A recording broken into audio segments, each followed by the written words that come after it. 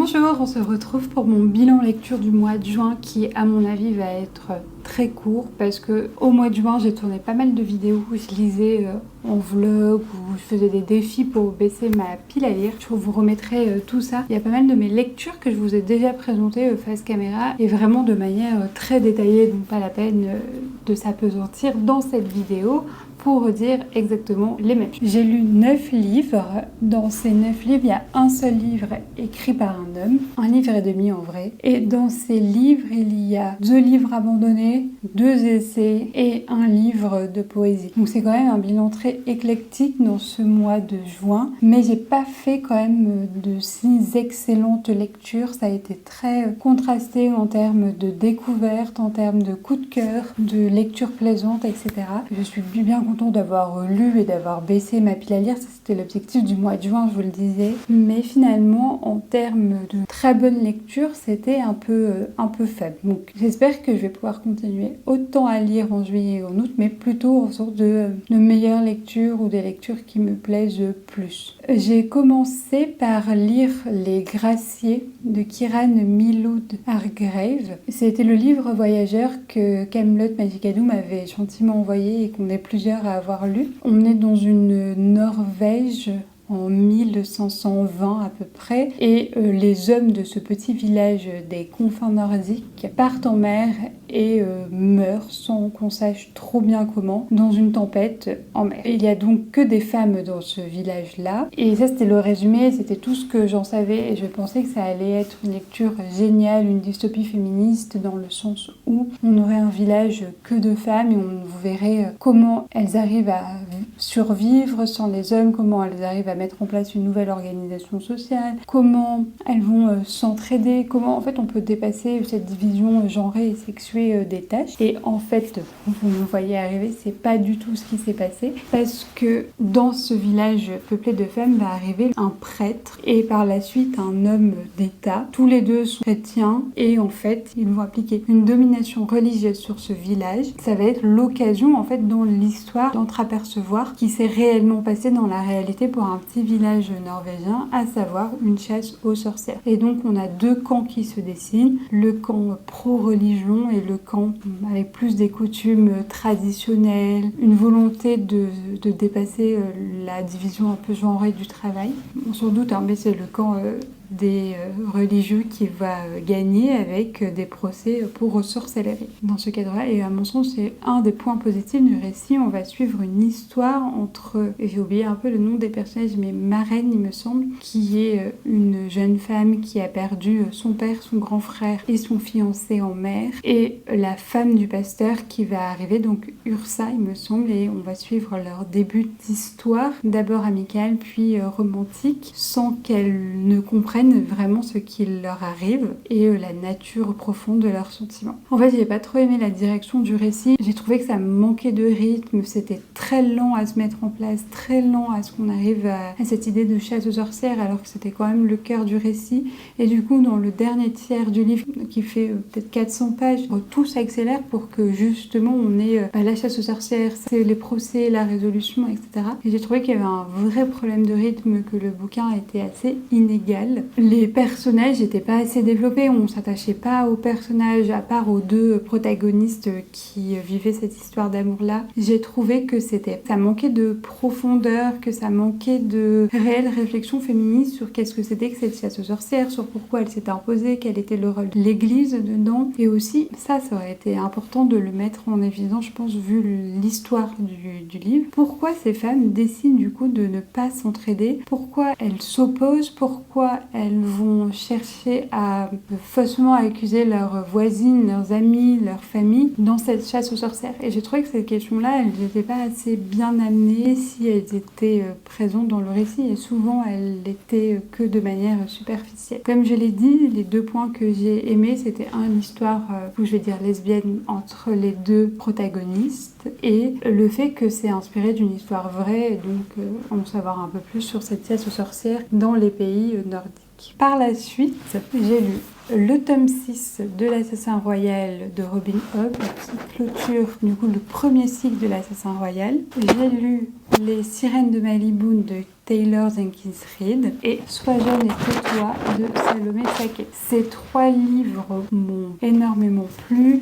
Lui, vous savez que c'était ma lecture préférée du mois de juin, si vous avez vu ma précédente vidéo. C'est un essai dans lequel Salomé Saké vise à prendre la défense de notre jeunesse qui est très fortement critiquée et montrer en quoi c'est délétère ce clivage générationnel, notamment dans le combat écologique. Taylor Jenkins Reid, Les Sirènes de Malibu. Pareil, j'en ai beaucoup parlé parce que ces 3 lectures étaient mes lectures pour ma semaine à 1000, donc lire 1000 pages en une semaine pour baisser ma pile à lire, ce qui a été réussi. Je vous renvoie à ma vidéo pour en savoir plus.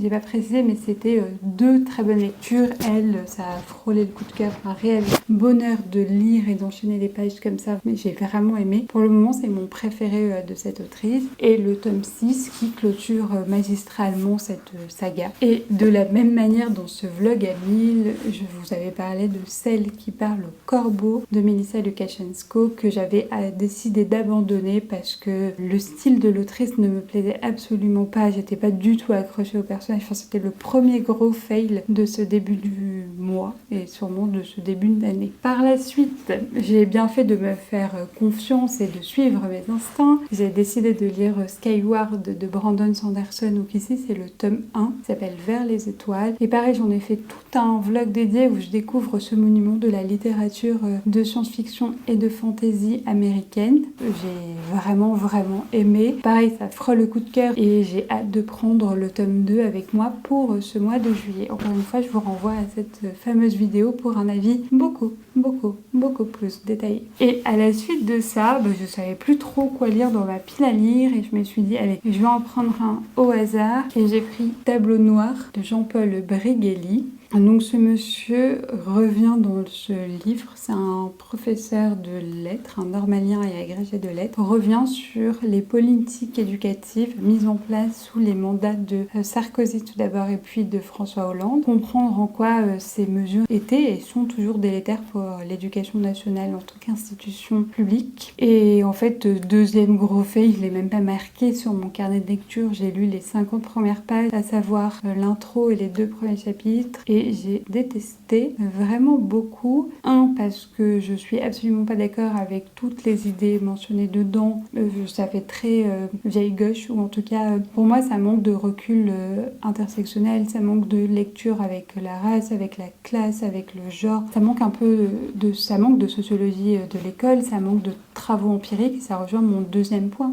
En fait, c'est juste ce monsieur écrit ce qu'il pense, c'est sa réflexion, c'est, mais ça ne m'intéresse pas plus que ça parce que, 1, je connais pas ce monsieur, je connais pas son parcours, et 2, c'est pas documenté, c'est pas sourcé, c'est pas analysé, donc c'est juste lui et sa pensée sans que ça soit sourcé, sans que ça soit renseigné, documenté, et donc c'est le genre d'essai qui vraiment, j'en vois pas trop l'intérêt d'avoir la pensée d'une personne dessus. Je doute pas qu'il a travaillé, mais pour moi, voilà, c'est dépassé sur le fond et la forme ne m'intéresse pas. Donc gros fail.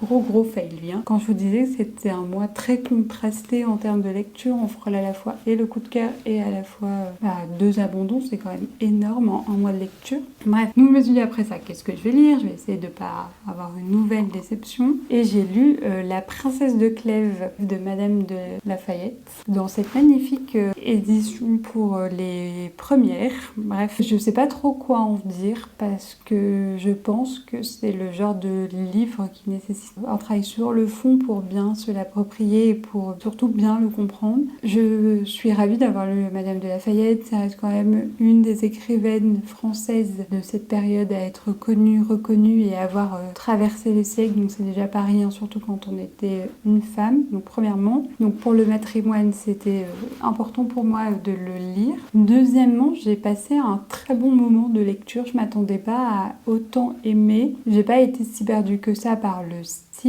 et je l'ai écouté à moitié en audio et la narratrice était très touchante dans sa manière de raconter et de lire ce texte. Donc j'ai dit que je ferais pas d'analyse, donc je vais pas le faire. En tout cas, un des points qui m'a marqué marqué, c'est que le duc de Nemours et la princesse de Clèves passent leur temps à essayer de pas se déclarer leur amour tout en se déclarant leur amour et tout en voulant se déclarer leur amour. Et j'ai trouvé ça très bien fait d'avoir tous ces moments de déclaration d'amour non verbal. Et ça, c'était très touchant et en même temps...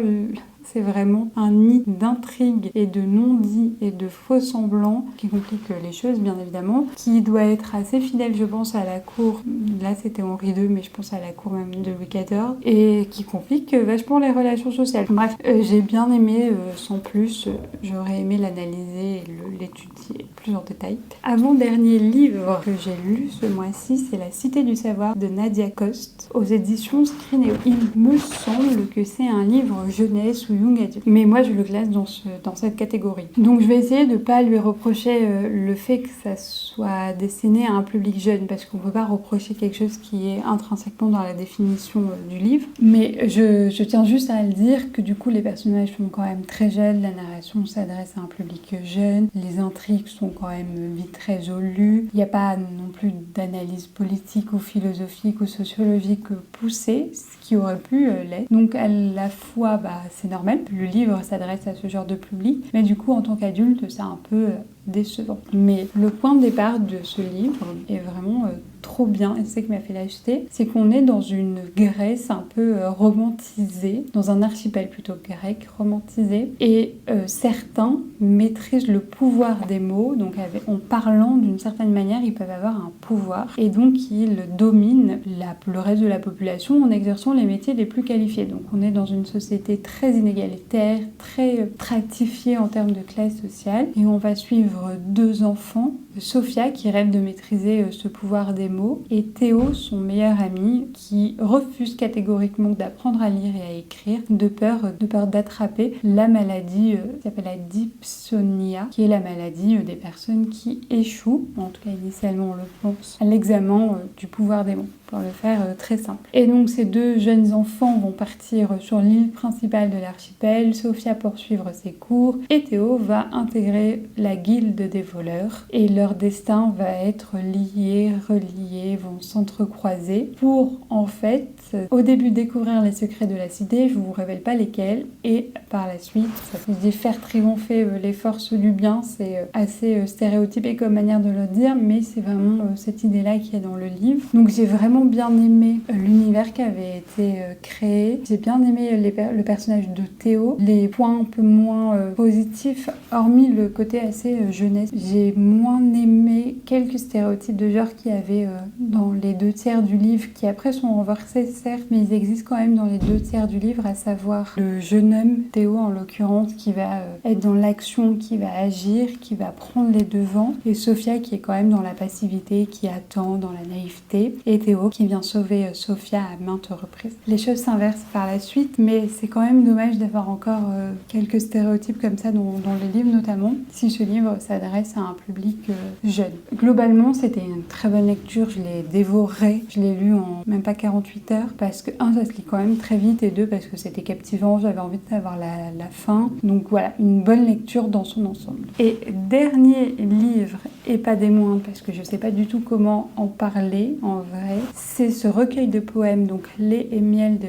Rupicor. C'est un recueil de poèmes contemporain et féministe dans le sens où elle va aller puiser dans les thèmes communs aux femmes et aux personnes sexisées des sentiments à nous faire partager. Donc par exemple, et il y a plein de trigger warnings, le viol, l'inceste, le fait d'être une femme, d'être objectifiée dans l'espace public, le consentement, la domination, tout ça. J'ai trouvé que c'était très touchant dans ces mots. Elle veut nous faire partager des images, des émotions qui sont très personnelles et à la fois aussi très universelles. Le recueil se compose de plusieurs parties, et ces parties-là, c'est comme une histoire d'amour. On rencontre quelqu'un, on l'aime, on se sépare, on se reconstruit. Et donc il y a une dynamique dans la mise en forme des poèmes que j'ai trouvé très touchante aussi. J'ai annoté j'ai plusieurs poèmes que je compte relire un jour et qui m'ont touchée. Je sais pas quoi dire à part que c'est à la fois hyper puissant parce que ça parle à toutes les femmes et personnes sexisées, mais à la fois hyper